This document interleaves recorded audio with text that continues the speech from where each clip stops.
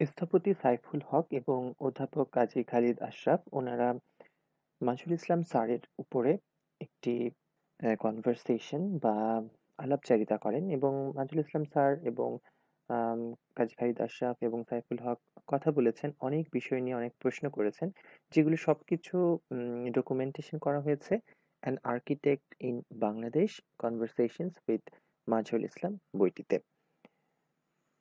সেই বইটির কিছু কিছু প্রশ্ন এবং সেই প্রশ্নের বিপরীতে মাজহুল ইসলাম স্যার যেই উত্তরগুলো দিয়েছেন, আমি নিজে বইটি পড়ার সময় খুব ভালো লাগে। ভালো লাগার অনেকগুলো ব্যাপার আছে। সেটা হচ্ছে যে কিছু কথা যেটা অনেক সময় আমরা আ শুনি বা বলতে পারি না। অনেক সময় আমরা কিছু কথার বলিষ্ঠভাবে আ কারো কাছ থেকে শুনতে পাই না, কিন্তু শুনতে চাই। আবার কিছু কিছু ব্যাপার যেগুলো নিয়ে নিজের মধ্যে অনেক হীনমন্যতা কাজ করে, সেরকম অনেকগুলো ব্যাপার আসলে এই আলাপচারিতায় উঠে আসে।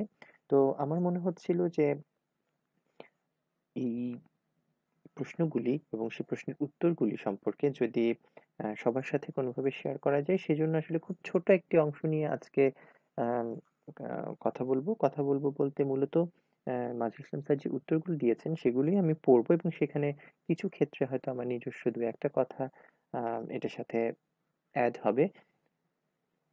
এই কনভারসেশনটির ১ম আম চ্যাপ্টার বাংলাদেশী একজন স্থপতি। সেইখানে বাংলাদেশে স্থপতির প্রয়োজন, কাজ করার কতটুকু দরকার আছে, কতটুকু প্রাসঙ্গিক, স্কোপ গুলো কোথায়, এরকম বিভিন্ন বিষয় নিয়ে কথা হচ্ছিল। তো সেখান থেকেই একটা অংশের কিছু লাইন আমি আজকে আপনাদেরকে পড়ে শোনাবো এবং এরপর সেখান থেকে আসলে আপনি কি মনে করবেন, আপনি কি চিন্তা ভাবনা করছেন, সেটা আসলে সম্পূর্ণই নিজস্ব একটা ব্যাপার। আমার পড়ে ভালো লেগেছে, নিজের ভেতর একটা রক্ত গরম করা ব্যাপার এসেছে।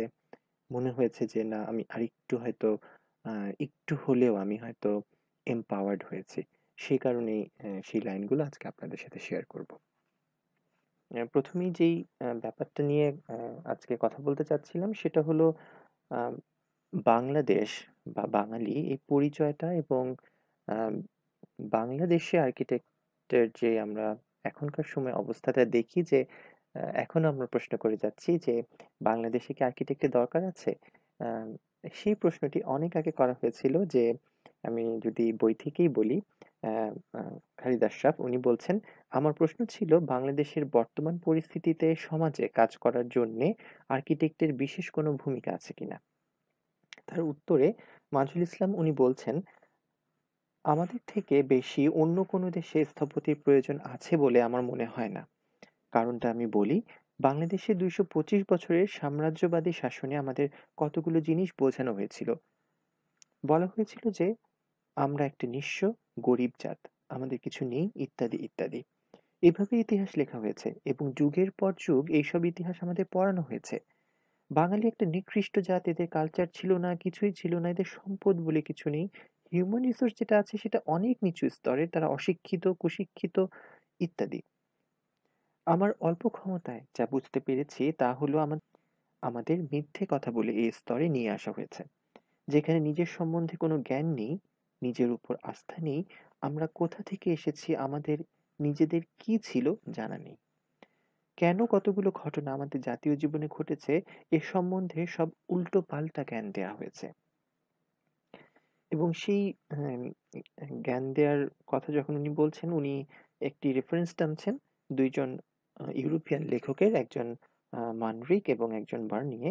তিনি বলছেন যে তারা দুজনেই বলেছেন, মুঘল সাম্রাজ্যে সবচেয়ে সমৃদ্ধিশালী দেশ হলো বাংলাদেশ। ২ বার ঘুরেছেন বাংলাদেশে। মানরিক বাংলাদেশকে তুলনা করতে পেরেছেন শুধু মিশরের সাথে। বাংলাদেশ হলো মিশরের চেয়েও সমৃদ্ধিশালী। বলেছেন যে এখানে খাবার-দাবারের কোনো অভাব নেই। মেয়েরা সোনা রূপার গয়না পরে। এখান থেকে চিনি, চাল, গম, ঘি, মিষ্টি, মাখন, মসলিন কাপড় ও সোনা রূপা অজস্র পরিমাণে রপ্তানি করা হয়। আরো বলি, ইস্ট ইন্ডিয়া কোম্পানি যখন বাংলাদেশ দখল করলো, এখানে কতগুলো কয়লার খনি ছিল। সেই খনির মালিকদের কাছে অর্ডার দিয়ে কামান তৈরি করত। বলা হয়েছে যে এই শহর লন্ডন থেকে কোনো অংশে কম না, বরং এই শহরে বহু লোক আছেন যারা লন্ডন শহরের ধনী লোকগুলোকে অনেকবার কিনে ফেলতে পারেন। এখন ২২৫ বছরের ঔপনিবেশিকতার পর এটা পৃথিবীর দরিদ্রতম দেশ, এবং যারা শাসন করেছেন তারা এটা আমাদের বুঝিয়েছেন। আমার মতে এটা সম্পূর্ণ অসত্য। দেশ গরিব নয়, মানুষ গরিব। তাদের গরিব করে রাখা হয়েছে বিভিন্ন দিক দিয়ে। গরিব শিক্ষায়, পয়সায়, সম্পদে। আপনারা জানেন কিনা জানি না, আমাদের গ্যাসের বড় খনি আছে, পেট্রোলিয়াম আছে, লাইমস্টোন আছে, কয়লা আছে, সুন্দর সুন্দর রঙের বিভিন্ন রকম পাথর আছে। অথচ ১৯৪৭-এর পর থেকে কোনো রাজনৈতিক দলকে জোর গলায় বলতে শুনিনি যে আমাদের এতগুলো সম্পদ আছে। মাজহারুল ইসলাম স্যার, এই কথাগুলো আসলে যখন পড়ি তখন আসলে নিজের মধ্যেই একটা প্রশ্ন জাগে, অনেক ধরনের প্রশ্ন জাগে যে সম্পদ আছে সেটা বলে ফেলা কি কষ্টের, নাকি নিজেকে গরিব রাখলে আসলে মানুষকে বেশি শাসন, শোষণ, অত্যাচার করা যায়। মানে অনেক কিছুই কিন্তু আছে এর মধ্যে। তো সেখানে উনি আমি আবার বইয়ের আ আ কথায় চলে আসি। উনি বলছেন যে একটা দেশকে নষ্ট করার ২-৩ টে পথ আছে। একটা হলো বিদেশী হয়ে একটা দেশে এসে মানুষদের মেরে ফেলা, যেটা উত্তর আমেরিকাতে করা হয়েছে। একটা গোছানো সংস্কৃতিকে নষ্ট করার চেয়ে আরো সাংঘাতিক হলো একটা বিদ্যমান সভ্যতাকে পুরোপুরি ধ্বংস করা, যেমন স্প্যানিশরা করেছে দক্ষিণ আমেরিকায়। তারপর তাদের ভাষা আর ধর্মকে ধ্বংস করে অন্য ধর্ম বসানো। বাংলাদেশে, ভারতবর্ষে তারা ধর্ম নিয়ে চেষ্টা করেছিল, পারেনি। এই জায়গাটা এসে আসলে আমার আরো প্রশ্ন জাগে। এই যে বললেন পারেনি, এখনো আসলে খুব চলছে কিন্তু ধর্ম নিয়ে অনেক কিছু করার। কালচারটা কিছুটা পরিবর্তন করেছে, আর তার পরিবর্তে আমি বলবো প্রস্টিটিউটেড কালচার দাঁড় করিয়েছে। আমরা এর ভিতর হাবুডুবু খাচ্ছি। এর মধ্য থেকে আমার মতে বাংলাদেশ ও ভারতবর্ষে কিছু লোক বেরিয়েছে, যেমন রবীন্দ্রনাথ, নজরুল, গান্ধী। তারা নিজের মাটিতে দাঁড়িয়ে বলেছেন আমি এ দেশের। এরপরে একটা খুব মানে মানে আমি যখন পড়ছিলাম বইটা তখন আমার রীতিমতো রক্ত গরম হয়ে যাওয়ার মতো একটা ব্যাপার। এবং খালিদ আশরাফ উনিও আসলে কথাটা ঠিক ওইভাবেই হয়তো লিখেছেন, শব্দগুলো সেগুলোই রেখেছেন, যে কারণে আসলে এই লাইনটা বা এই কথাটার গুরুত্বটা অনেকটাই অন্যরকম। সেটা হলো, আমার রক্তে থাকতে পারে 2% চাইনিজ, 4% পর্তুগিজ, 5% মাদ্রাজি, 6% কালো, 7% তমুক। I don't care, I give a damn. Mazharul Islam উনি বলছেন কিন্তু এই কথাগুলো। আমার আসল পরিচয়, আমি বাঙালি। আমার এত সব আছে বলেই আমি এনরিচড। আমি পিওর কোনো ব্লাডের নই। এই এনরিচমেন্টের জন্য আমি বাঙালি, আমার পিছনে সবকিছুই আমার। সেজন্য বৌদ্ধ মঠকে আমার মনে করি, মুসলমানদের মসজিদকে আমার মনে করি, খ্রিস্টানদের চার্চকে আমার মনে করি। এখানে কোনো বিভেদ দেখি না। মুসলমানদের বাড়ি যেমন সুন্দর, হিন্দুর বাড়িও সুন্দর হলে সুন্দর। আপনাকে ধারণা স্বচ্ছ করতে হবে। এখানে স্থপতিদের কাজ খুব দুরূহ।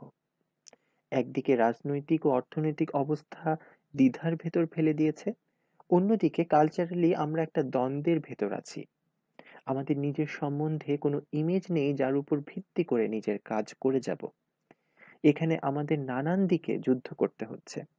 একদিকে সামগ্রিক সামাজিক বিরূপ পরিস্থিতি, অন্যদিকে পৃথিবী জুড়ে পশ্চিমা প্রভাব।